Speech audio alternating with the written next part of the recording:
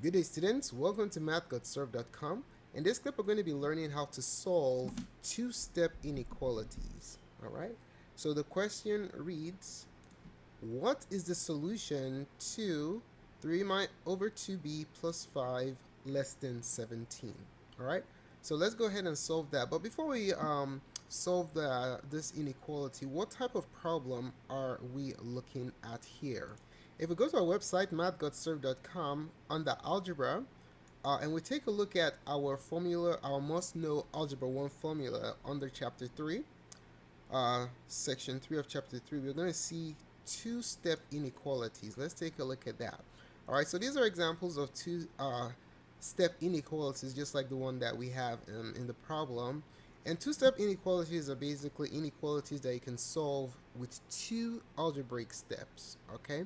So you can have a situation where you have a division and an addition, or multiplication and addition, or subtraction, multiplication, whatever it is.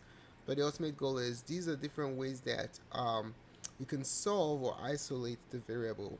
All right, just basically use the opposite operation to carry out the isolation step. All right, so in this particular problem, you could view it as a three-step inequality or a two-step inequality. We're going to approach it as a two-step inequality by clustering this division and multiplication operation into one.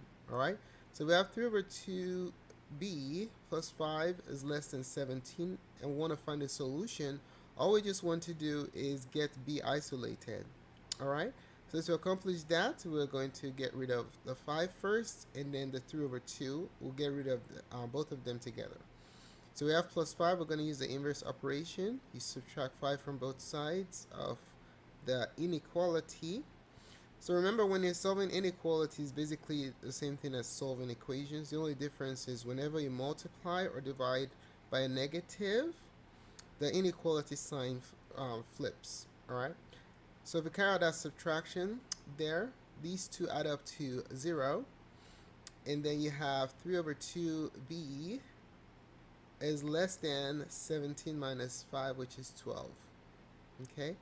So to solve this, to do the last step, some people will like to multiply by 2 first and then divide by 3, or divide by 3 and multiply by 2.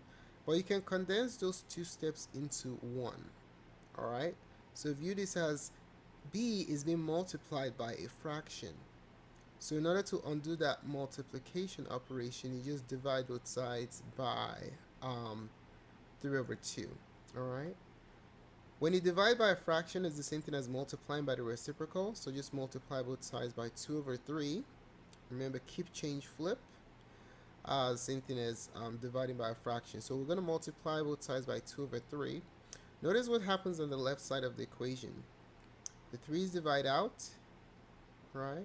And then the 2's divide out. We shouldn't be surprised because we're dividing identical fractions. On the left side, it comes down to b as less than. And on the right side, let's see if we can cross reduce.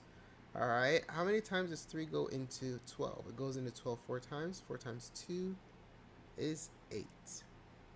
Okay, so the solution of your inequality is b is less than 8. So any number smaller than 8 will satisfy this inequality, or basically make the inequality true.